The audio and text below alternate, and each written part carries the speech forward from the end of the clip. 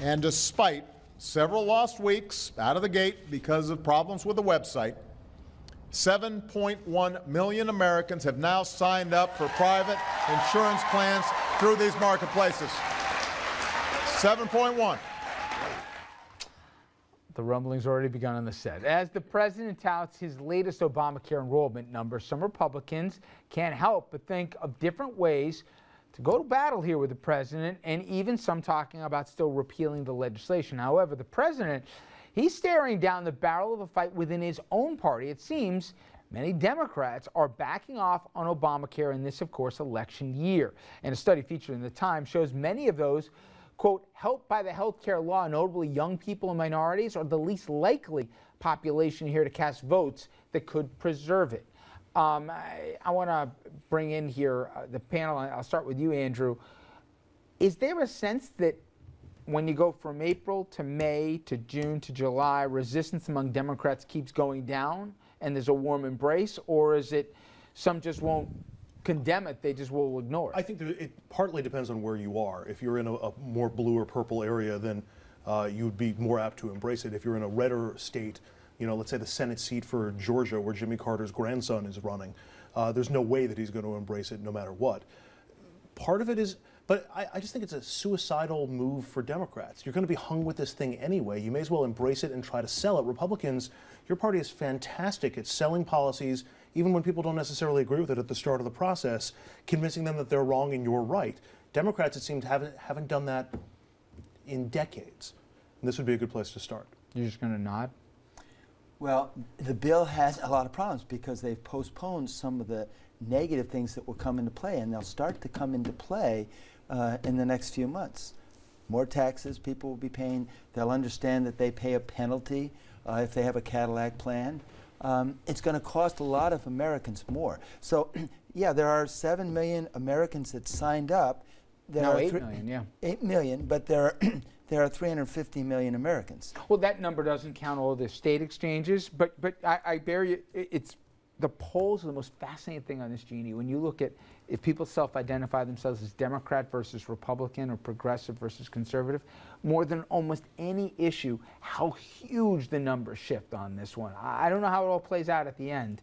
I think, though, that the president, if it's a sign, he's not burying this as the fourth subject in his pressers anymore. He's leading with this thing day after day, whether or not his party's following him or not. Yeah, I mean, I think Democrats are making a big mistake, and we saw it in 2010, we saw it in 2012, and we'll see it again this year. They are going to lose based on health care regardless in 2014. They need to embrace it. I agree with Andrew. They have to run on this thing, and the congressman is right. If they believe in it and if they voted for it. But the congressman is right. Understanding is the problem here. I defy you to show me one person, if you voted for or against this bill, who understands it. And the Democrats have done a horrible job explaining this bill. Other than keeping your kids on the insurance plan or pre-existing existing, I defy you. And they have done a terrible PR job on this thing. And so, you know, they are in a bind here. And the piece in the Times is absolutely right. The people who are going to, you know, the people they need to get out, young people, are not going to get out and vote for this thing, so they're in a real bind. I want to get a couple other quick debates for our table. We can go to Kansas for this next one, where high school seniors and their parents packed a Board of Ed meeting. You're saying, why are you telling me about this, Rich? Well, this was to speak out against a commencement speech that would be delivered by the First Lady, Michelle Obama. Imagine that. The First Lady's coming to your Topeka High School, and you're debating whether or not you want her to attend. School told them that they would have to scale back the number of guests due to the First Lady's visit. This is about my fellow students getting to graduate with our friends, on our own, with our own tradition. We'd love for Michelle to be there. It'd be a great honor for everyone. But if it means giving up what means the most to seniors, it's just not worth it in our eyes. Whatever she says on that day is going to impact me. And I know it's going to impact a lot of people's, students' hearts. Where have we gone where athletes, some won't come to the White House regardless of the president because they won't agree with the policies, or... Well, so one question I want to ask, how many seats do they have to give up? If they Does it matter, though? Oh, yeah. Of course it matters. You want your First Lady. I don't so care what? Republican, Democrat. It doesn't matter. No, I mean, go ahead. I'm sorry, Congressman. You can say it better than me. Go for it. No. You're I the most insist. articulate one at the Okay. table, next to the Please, professor. I want to follow and you. I Andrew. want to pick up the crumbs off your table. Richard, Somebody talk, yeah. Richard. Richard, it's one, we don't know if the politics really mesh. That would be almost like President George W. Bush coming to Theodore Roosevelt High School on Fordham Road in the Bronx. Nobody would care. Well said. Well said.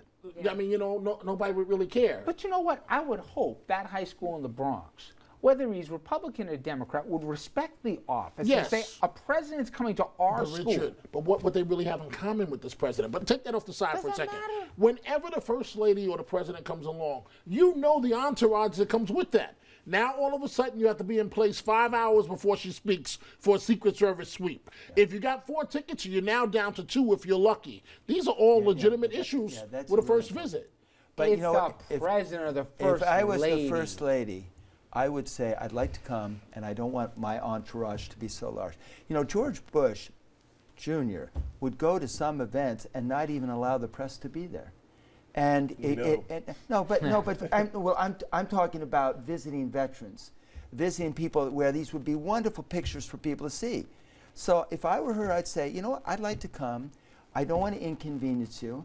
And I think the students should have said, we'd like her to come, but we don't want to give up our seats. Can I just say, as you struggle to find great commencement Yeah, speakers, I was if the thinking- first lady offers to come to your high school, let alone your college, you embrace it. It's Thank the you. anniversary of Brown versus Board of Education. I mean, come on. I don't get this at I'm all. 100% I get with that you, they Jeannie. want their chairs and all this stuff, but it's the first lady of the United States, the first so African grandma and American. grandfather, you can't Absolutely. come. No, You can't. Aunt Ethel, you know what? You know We'll what? put you- you'll Isn't- get a closed do you circuit know, in I the- mean, you know how hard it is to find great commencement speakers.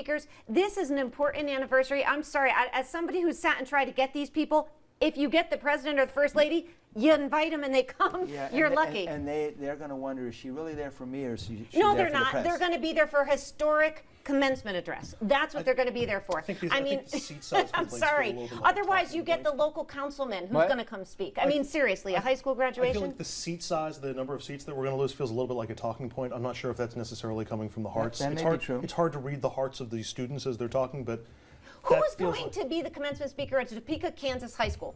Can I ask you something? Who? If Jay-Z was cares? coming, Who do you think the kids would care that the aunt didn't have a seat? But you don't have Good a Secret question. Service. Good but you question. don't- They wouldn't care about that. But you don't have 100 Secret Service agents with Jay-Z. You don't have the metal. it's private You don't have the security. metal Something detectors. tells me this is not about the You, seats. you don't I'm have the sorry. snipers Thank on you. top of the. I'm just telling you right now, if George W. Bush, who I disagree with on a whole lot of things, would come into one of my kids' schools to a commencement address, and they had the temerity to complain here that some of their friends wouldn't have seats, I would chew you know what out of my kids just from disrespect to the level of office. It's like one of these athletes who have the nerve to be honored at the White House, and they don't go there because they don't care for the president's I was- politics. You respect certain things in this country, whether you agree with the politics or not. Can I just cover myself a little bit? Whenever Bill Clinton came up to Connecticut, I made sure I was on the plane. And I do agree with you. You show the office respect. All I'm saying to you is that I give these students a little slack, but I wish they had handled it differently. If I was first lady, I would go to another high school because there's a lot of high schools who would welcome her. And I'm sorry, that's ridiculous. Darn Skippy. All right, now, we all heard the news here. Former Secretary Hillary Clinton's going to be a grandma. And my question is, the amount of attention that was paid to this, it is different if a lot of guys are run for president that are grandparents or soon to be. There is a double standard here, isn't there? Whether she's a woman or a man, and whether a kid's having a kid, right? Yeah, absolutely. There's a double standard. And I couldn't even tell you who has run for president who's already a grandfather or a grandfather to be, because you know what? Nobody really cares and nobody talks about it. But this has become front page news, not just because people are so invested in the Clinton family and Hillary Clinton herself, but because of the gender issue. I mean, this is something that we're going to hear continually now throughout the campaign. It was even raised as to whether this was a campaign ploy on the part of Chelsea Clinton and her husband. I mean, it's insanity to think that. And it's frustrating, I think, for any But, woman Richard, who's running for office. But anything Hillary Clinton does is front page news. Yeah. know, But she didn't Hillary do Clinton anything, didn't do technically. You know what's remarkable is they raised Except have a baby a long time ago. they raised a wonderful daughter in the limelight. I've always been impressed with how they raised her, and we kind of know her. And so it's a little more personal because we've seen her as a little child. We've seen her as a now a very articulate But grown credible journalists, I know, have this debate about, well, how will this impact the campaign? I'm like, impact the campaign? It's a 24-hour news service. I guess. And you're bringing it up. Fair enough. Look, Got me. my first take on this, I thought it was a little bit sexist, and then I flashed back to 2008, and Sarah Palin became a grandmother during that campaign, and that was part of the campaign, but that was also because of abstinence questions and the fact that her granddaughter or her daughter was still a teenager. I think she was 18 at the time that Sarah Palin became a grandma. I still think that this is part of the sexist divide. But if it was just about being congratulatory to Chelsea Clinton, that would be one thing. I agree with you. People see her as but questions about whether Hillary Clinton is going to benefit on the campaign trail and those things. This is what drives me crazy. It used to be that members of Congress would talk to the press. Now it's the talking heads that talk to the press. And they're the ones creating this news. I'm not aware of a lot of members of Congress who are making issues out of this. Yeah, I'm not blaming Congress at all. But are the politicians? It's the talking heads. Fair enough. It's your own group. Richard, you're at fault. Somehow, again, Good my point, bad. Congressman. Well, you'll be happy to know you won't have me to kick around tomorrow. Let me first remind you how you get involved with our question. Go to Facebook and Twitter, sound off on our question here. And it was the first one we got into. Should Democrats run away from Obamacare? I see some head shaking and some nodding.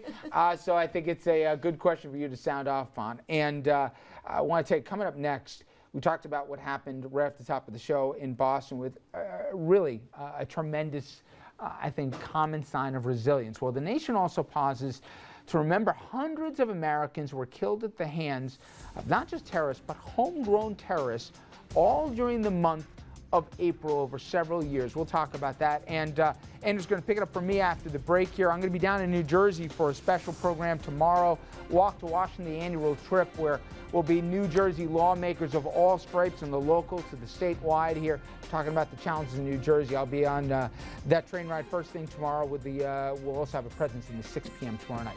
Andrew will be back right after this.